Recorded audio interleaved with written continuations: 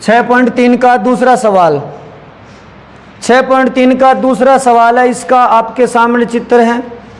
इस चित्र के अंदर यहाँ पे दो त्रिभुज हैं।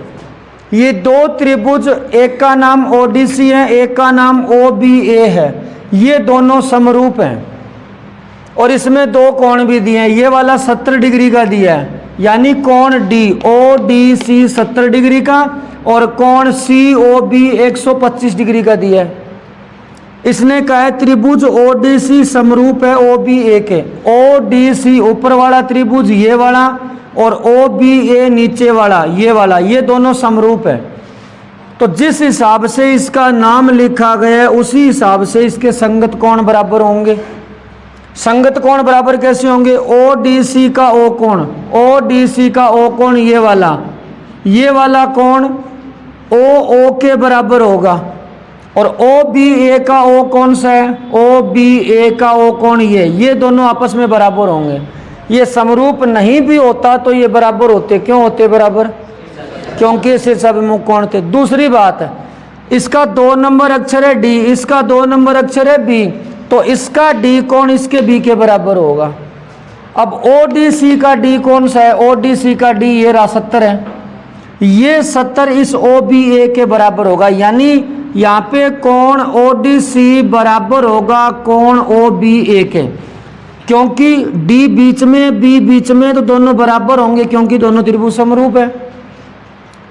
तो इसलिए मैं कह रहा हूं ओडीसी कोण जो है वो ओबीए के बराबर होगा।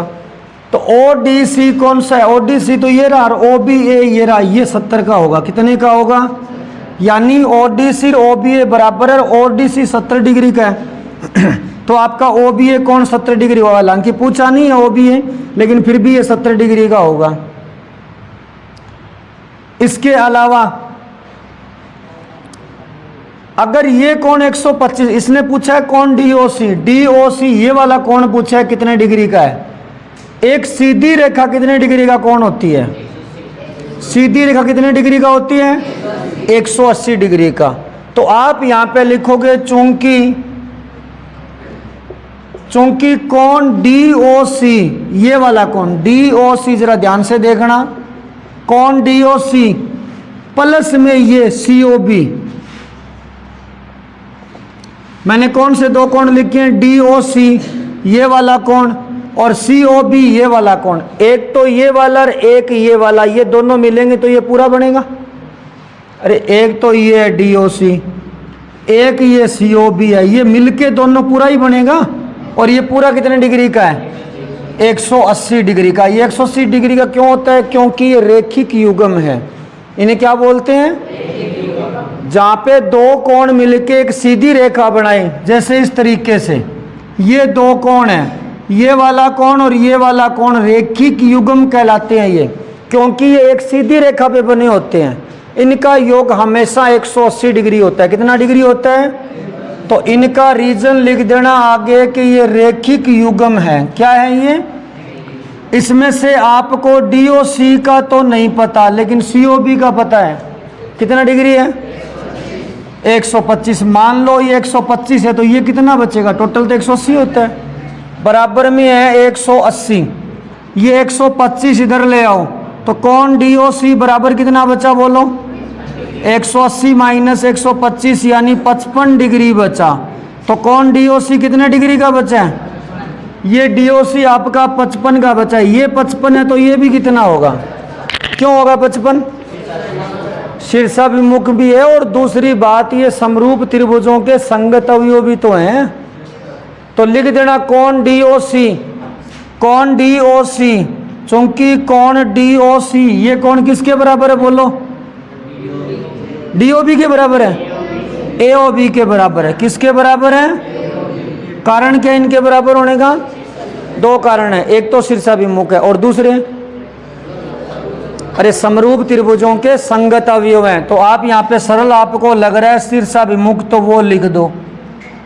आप लिख दो ये शीर्षाभिमुख कोण है। कौन से कोण है? अच्छा, डीओसी एओबी बराबर है। डीओसी फिलहाल अभी अभी कितने डिग्री का आया था? तो डीओसी 55 का है, तो एओबी कितने का हो गया? तो ये भी 55 डिग्री का हो गया। अगर ये 70 है, ये 55 है, तो ये कितना बचेगा? अरे ये त्रिभुज के तीनों कोण नहीं दिख रहे क्या आपको? त्रिभुज के तीनों कोणों का योग कितना होता है? कितना होता है? तो उसमें से 2 तो पता ही है, तीसरा नहीं पता है, तो तीसरा 180 में से घटाना पड़ेगा। इस बात को लिखोगे कैसे? आप तीनों कोणों का योग 180 बता रहे हो ना, तीनों का नाम लिखो और जोड़ 180 लिख दो। अब यहाँ मैं चुंकी लगा के लिख रहा हूँ। तीनों का नाम क्या है? इसका नाम क्या है? पहले इसका बताओ। इसका नाम OAB। जहाँ पे बना होता है ना कोण, वो अक्सर बीच में रखते हैं, तो OAB यानी कोण OAB प्लस इसका नाम OBA। ठीक है, इसका नाम है कोण OBA। तीसरा कौन सा रह गया? AOB। तीसरे का नाम क्या है? इन सब का योग कितना होगा? कारण है, अरे त्रिभुज के तीनों कोणों का योग कितना होता है? अब जिस जिसका पता है लिख दो। OAB कितना है? OAB ये वाला, अरे ये तो ज्ञात करना है, तो कौन OAB तो ज्ञात करना है। OBA कितना है? OBA ये वाला, ये 70 क्यों था भाई? ये कोण इसके बराबर था। ये क्यों बराबर थे आपस में? ये त्रिभुज समरूप थे। ये त्रिभुज क्या थे? समरूप थे। तो इनका मान 70 है। AOB कितने का है? AOB 55 का, ये इसके बराबर है क्योंकि शीर्षाभिमुख है। ये 55 क्यों है? क्योंकि सीधी रेखा कितने डिग्री का कोण होती है? उसमें से 125 दिया था, तो ये कितना बच गया? 55 बच गया। तो ये 55 डिग्री था, बराबर में 180। अब कोण OAB कितना आया बोलो? 180 माइनस 170, 55, 125 कितना बचेगा ये? तो कोण OAB ये भी 55 डिग्री का आ गया। आपको OAB पूछा, वो भी आ गया। आपको कौन पूछा है? DCO। DCO कौन सा है? DCO ये पूछा है। ये तो बराबर ही है, ये 55 है, तो ये भी कितना होगा? क्यों? ये शीर्षाभिमुख है। एकांतर का किसने बोला आपको? एकांतर किस लिए है? ये दोनों रेखाएं समांतर है। अरे एकांतर कब होता है ये कोण? जब ये दोनों रेखाएं क्या हो? तो एकांतर कहाँ से आ गया? अरे ये दोनों त्रिभुज समरूप नहीं है क्या? इसका A कोण इसके C के बराबर है। ये देखो, लास्ट में A लास्ट में C, तो बराबर ये 55 है, तो ये भी कितना होगा? कारण है बराबर होने का, समरूप त्रिभुजों के संगत अवयव, तो ये भी 55 होगा। DOC कितने का है? DOC ये आ गया 55 है। ठीक है, तो इस तरीके से है ये। 6.3 का चौथा सवाल, बहुत ही छोटा सा नाजुक सा सवाल है ये। एक छोटी सी बात है इसके अंदर, जिससे ये सवाल बहुत ही आसानी से हो जाएगा। पहले तो सवाल क्या है वो समझिए। सवाल है कि एक त्रिभुज है TQR, इसके अंदर एक और त्रिभुज बना है जिसका नाम है PQS। इन दोनों त्रिभुजों को अपने को समरूप करना है, यानी त्रिभुज TQR जो है वो समरूप करना है PQS के। देखो, समरूप करने के 3 तरीके होते हैं। पहला तरीका होता है कि हम AA नियम लगाएं। दूसरा तरीका होता है कि हम SAS नियम लगाएं, या तीसरा तरीका होता है कि हम SSS नियम लगाएं। इन 3 नियमों में से एक नियम लगा करके हम त्रिभुजों को समरूप करते हैं। और इस सवाल में कुछ बातें हमें दी गई है, उससे अंदाज़ा लग जाएगा कि कौन सा नियम लगने वाला है। देखो, इस सवाल में अपने को एक चीज़ दी है, QR बटा QS दिया है और QT बटा PR दिया है, यानी यह 2 भुजाएं समान अनुपात में दी है और कोण बराबर दिया है। तो यानी यहाँ अंदाज़ा लग रहा है कि SAS नियम लग सकता है, 2 भुजाएं समान अनुपात में, एक कोण बराबर। लेकिन हमें ये देखना पड़ेगा कि जो दिया है वो इन्हीं का है क्या? भाई हमें इन त्रिभुजों को समरूप करना है, तो जो दिया है वो ये तो देखे ना कि इन त्रिभुजों की है कि नहीं है भुजाएं।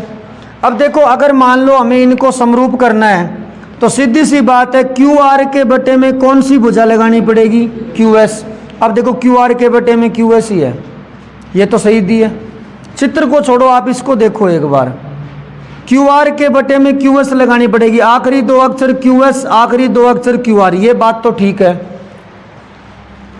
आगे क्यू टी के बटे में पी आर है। देखो क्यू टी पहले दो अक्षर हैं, तो पहले दो अक्षर यहां तो पी क्यू है, इसका मतलब यहां क्या होना चाहिए था, पी क्यू नहीं है। अगर क्यू टी बटा पी क्यू होता तो इसका मतलब दोनों भुजाएं सही तरीके से अनुपात में दी थी, पर यहां पी क्यू नहीं दिया, पी आर दिया है।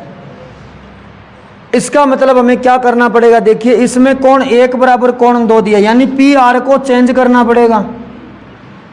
अब कोण 1 नंबर जो है वो 2 नंबर के बराबर है, ये वाला 1 नंबर इस 2 नंबर के बराबर है। मैं एक बार ये त्रिभुज पी क्यू आर अलग से बना रहा हूं, ये रफ काम है, बनाना नहीं है आपको। मैं त्रिभुज पी क्यू आर अलग से बना रहा हूं। मुझे बताओ पी क्यू आर में ये कोण कितने नंबर दिया है, और पी क्यू आर के अंदर ये कोण आर कितने नंबर का दिया है, 2 नंबर। कितने नंबर दिया है, 2 नंबर। ये दोनों कोण बराबर दिए हैं कि नहीं दिए आपको सवाल में, ये 2 नंबर यही तो है ना, पी आर क्यू यही दिया है ना मैंने, तो 1 नंबर 2 नंबर के बराबर है।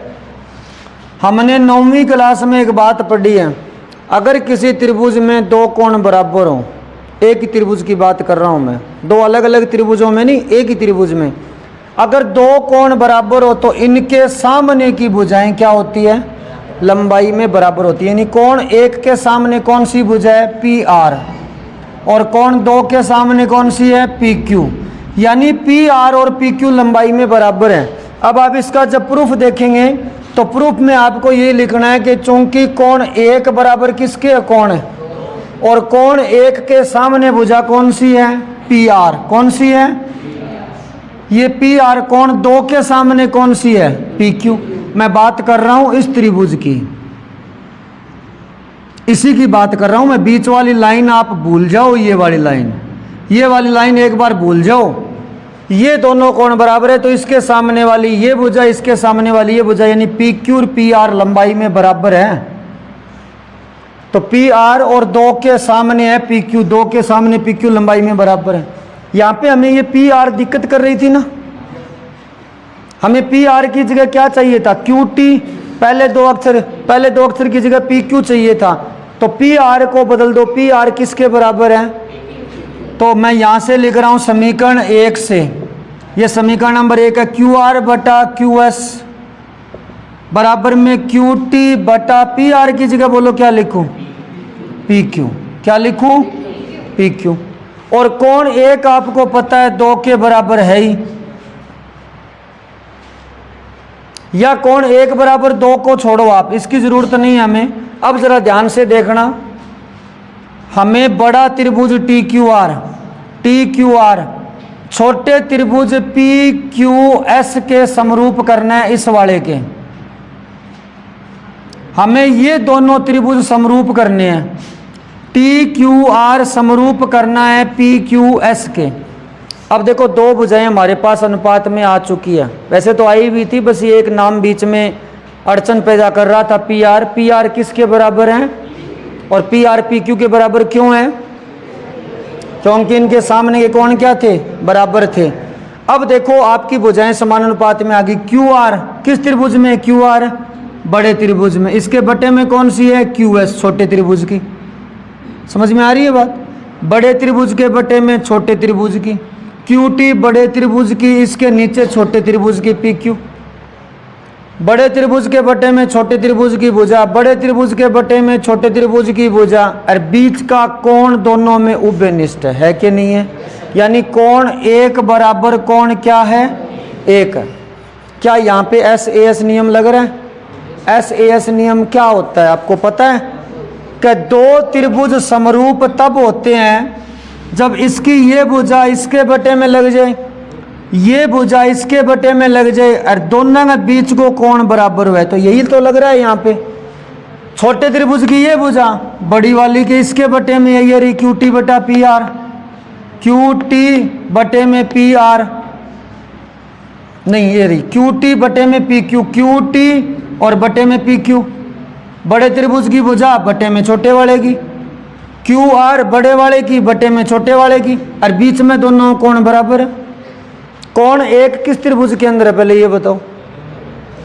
अरे छोटे में भी है, इन दोनों छोटे भुजाओं के बीच में है, दोनों बड़ी भुजाओं के बीच में है, तो कौन सा रूल लग गया? S A S. तो सीधा लिख दो एस ए एस नियम से, एस ए एस नियम से। नाम वैसे तो लिखा ही पड़ा है, फिर भी आप सही तरीके से लिखना चाहो, त्रिभुज टी क्यू आर समरूप है। अब देखो टी क्यू भुजा के बटे में कौन सी है? P Q. आपको बताया दो तरीके से लिखी जाती है, पी क्यू और क्यू पी। तीसरा अक्षर कौन सा रह गया? P Q. दूसरा अक्षर एस क्या रह गया? तीसरा अक्षर और मिला लो, क्यू आर के बटे में क्यू एस होना चाहिए। क्यू आर आखिरी दो अक्षर क्यू एस किस में है? तो त्रिभुज टी क्यू आर समरूप है पी क्यू एस के। इस तरीके से करना है। समझ में आया कि आपको ये सवाल? इस सवाल में हमने अपनी तरफ से क्या किया है? सिर्फ कोण 1 बराबर 2 के करके, कोण 1 बराबर 2 के करके ये 2 नंबर 2 के सामने, ये 1 के सामने ये भुजाएं बराबर लिखी है, और इस पी आर की जगह मैंने क्या लिख दिया? P Q. बाकी काम बस कोण 1 दोनों में उभयनिष्ठ है, इतना ही तो लिखा। ये 2 शब्द तो लिखे हैं मैंने अपनी तरफ से, और क्या लिखे हैं? इतना सही है ये। नंबर 5, सवाल नंबर 5 में ऐसा का एक त्रिभुज पी क्यू आर है। आकृति सवाल में नहीं दिया, हमें ही बनानी है। त्रिभुज पी क्यू आर है जिसमें क्यू आर पे बिंदु टी है और पी आर पे बिंदु एस है। ऐसा सवाल में लिखा गया है। क्यू आर पे बिंदु टी है और पी आर पे बिंदु एस है, और इसने कहा है कोण पी, ये वाला कोण आरटीएस के बराबर है। आरटीएस ये वाला कोण है, यानी ये कोण अगर 80 डिग्री का है तो ये कोण भी 80 डिग्री का है। ये दोनों कोण आपको बराबर दिए हैं, यानी ये 1 नंबर कोण 1 नंबर के बराबर है। अब समरूप कौन से त्रिभुज करा रहा है वो देखो, R P Q. R P Q, R P Q ये बड़े वाला त्रिभुज समरूप करने आर टी एस के छोटे वाले के। समरूप करने के वही 3 नियम, डबल ए नियम, एस ए एस नियम या ट्रिपल एस नियम। आपको ये त्रिभुज इस बड़े वाले के समरूप करना है। जरा ध्यान से देखना, ये छोटा त्रिभुज इस बड़े वाले के समरूप करना है। क्या इसमें कोई 2 कोण, 1 कोण आपस में बराबर है पहले से? इस छोटे वाले का कोई कोण बड़े वाले के बराबर है क्या किसी के भी? कौन सा? ये कोण 1 नंबर इस 1 नंबर के बराबर नहीं है क्या? तो एक तो ये दिया ही है, ये कोण इसके बराबर है। दूसरा बता सकते हो बराबर है क्या? ये कोण आर छोटे त्रिभुज में है कि बड़े में है? ये छोटे त्रिभुज का भी है, बड़े का भी है। तो सीधी सी बात है, कोण आर बराबर कोण आर। कारण क्या है बराबर होने का? उभयनिष्ठ। क्यों है बराबर? ये 2 कोण बराबर हुए कि नहीं हुए? हो गए। तो कौन सा रूल लगेगा? डबल ए नियम से। अब नामकरण वैसे तो दिया है सवाल में, फिर भी आप समझ लो, त्रिभुज आर पी क्यू समरूप है। अब बताओ, ये बड़ा त्रिभुज है आर पी क्यू, बड़े त्रिभुज का आर कोण छोटे में किसके बराबर था? ये तो आर की जगह तो आर आएगा। बड़े वाला पी छोटे वाले में किसके बराबर था? टी के। तो पी की जगह क्या आएगा? टी। तीसरा नाम क्या रह गया? एस। इस तरीके से आपको इनको समरूप लिखना है, ठीक है। सवाल नंबर 6, सवाल नंबर 6 के अंदर आपको एक बड़ा सारा त्रिभुज एबीसी दिया है और इसके अंदर एक और त्रिभुज बना है ए डी ई, फिर डी को सी से बी को ई से मिलाया गया है। इसमें एक बहुत ही जरूरी चीज 9th क्लास से दी गई है, त्रिभुज ए बी ई सर्वांग सम है त्रिभुज ए सी डी के। ए बी ई ये वाला त्रिभुज है, ये वाला त्रिभुज ए बी ई आपको सर्वांग सम दिया है इस ए सी डी के, इसके। यानी ये दोनों त्रिभुज, एक तो ये वाला और एक ये वाला सर्वांग सम दिए हैं। और आपने 9th क्लास में पढ़ा होगा, यदि 2 त्रिभुज सर्वांग सम हो, यानी त्रिभुज ए बी ई सर्वांग सम है त्रिभुज ए सी डी के। अगर 2 त्रिभुज सर्वांग सम हो तो इनकी भुजाएं लंबाई में बराबर होती है। पता है क्या आपको? ये सर्वांग सम त्रिभुजों की संगत भुजाएं लंबाई में बराबर होती है। यानी आप यहाँ पे क्या लिखोगे, ए बी भुजा तो बराबर लिखोगे ए सी के। किसके बराबर लिखोगे? आखिरी दो अक्षर बी ई भुजा, बी ई भुजा बराबर लिखोगे बी ई किसके बराबर लिखोगे? सी डी के। और बताओ ए ई किसके बराबर लिखोगे? ए ई पहला और आखिरी अक्षर, पहला और आखिरी अक्षर कौन सा है? ए डी के। अब मेरे को बताओ आप लोग, अगर मैं ये ए सी इधर भाग में ले आऊं, ए सी अगर इधर भाग में ले आऊं तो ए बी बटा क्या हो गया? बराबर क्या बचेगा? इसी तरीके से ए ई को भाग में ले आओ ए डी के, बराबर में क्या बचा? इसका मतलब इन दोनों का अनुपात एक एक ही है। इनका अनुपात कितना कितना है? एक एक है। तो दोनों बराबर है, तो दोनों बराबर है तो लिख दीजिए। तो आप लिख दीजिए ए बी बटा ए सी बराबर बोलो ए ई बटा। आपको ये दोनों त्रिभुज समरूप करने हैं। एक का नाम है ए डी ई ऊपर वाला और एक का नाम है ए बी सी बड़े वाला। ये ऊपर वाला छोटा त्रिभुज बड़े वाले के समरूप करना है। कौन से बता देता हूँ, ये छोटे वाला और ये बड़े वाला, ये दोनों क्या करने हैं? समरूप करने हैं। तो एक मिनट आप जरा ध्यान से देखो, अगर ये त्रिभुज हमें समरूप करने हैं, यहाँ भुजाएं अनुपात में आ रही है, तो इसका मतलब या तो ट्रिपल एस रूल लगेगा या एस ए एस लगेगा। कौन वाला तो लगेगा नहीं। यहाँ पे ये दोनों त्रिभुज समरूप करने हैं, तो मुझे ये बताओ ए डी के बटे में कौन सी भुजा आनी चाहिए और ए ई के बटे में कौन सी आनी चाहिए? देखो ए डी के साथ ए बी आनी चाहिए। शुरुआती दो अक्षर ए डी के बटे में ए बी आनी चाहिए। ए बी के साथ में कौन सी आनी चाहिए? ए डी आनी चाहिए। या एक काम कर लेते हैं अपने, और बी और सी डी का तो यहाँ कोई रोल ही नहीं है, ठीक है। तो ए इधर ले आओ, ए सी इधर भेज दो, तो ए बी के बटे में क्या आ जाएगा? ए ई। और ए सी इधर भेज दो, ए सी के बटे में क्या आ जाएगा? A D. तो ए बी के बटे में ए ई आगे आना, ए सी डी चाहिए था। नाम यही है क्या किताब में? देखना एक बार। त्रिभुज ए डी ई समरूप करना है त्रिभुज ए बी सी के। मेरे को नाम में फर्क लग रहा है, इसके नाम में फर्क लग रहा है। ए बी के बटे में ए ई आया है, ए बी के बटे में ए ई, यहाँ ए डी दे रखा है। चलो कोई बात नहीं, अपने इस हिसाब से लिख देते हैं। सुनो एक मिनट, ए बी के बटे में भुजा आई है, कौन सी आई है? ए बी के बटे में ए ई। और ए सी के बटे में कौन सी भुजा आई है? A D. इस हिसाब से इसका नामकरण करो। पहले तो मैं नामकरण सीधे, पहले का तो सीधा लिख देता हूँ त्रिभुज ए बी सी। दूसरे का नाम बताओ इस हिसाब से। ए बी के बटे में है ए ई, कौन सी है? ए ई, ए ई है, ठीक है। तो ए ई का नाम दो तरीके से लिखा जाएगा, ए ई और ई ए। तीसरा अक्षर क्या रहा है बोलो? ए ई। तीसरा अक्षर रहा है डी, डी लिख दो। अगली भुजाएं मिलाओ, ए सी के बटे में ए डी। ए सी पहला और आखिरी अक्षर है, पहला और आखिरी अक्षर किस में है? ऊपर वाले में है। तो इसका मतलब ये नाम से ये गलत है, यानी इसका सही आंसर है त्रिभुज ए बी सी समरूप है त्रिभुज ए ई डी के। लेकिन एक चीज़ मैं यहाँ लिखा नहीं, मैंने अभी बीच में मैं नाम चेक करने लग गया। यहाँ पे सिर्फ अभी दो भुजाएं समान अनुपात में हुई है। बड़ी वाली के बटे में छोटे त्रिभुज की, ये रही ए बी के बटे ए ई, ए बी के बटे ए ई। फिर बड़ी वाली ए सी के बटे में ए डी।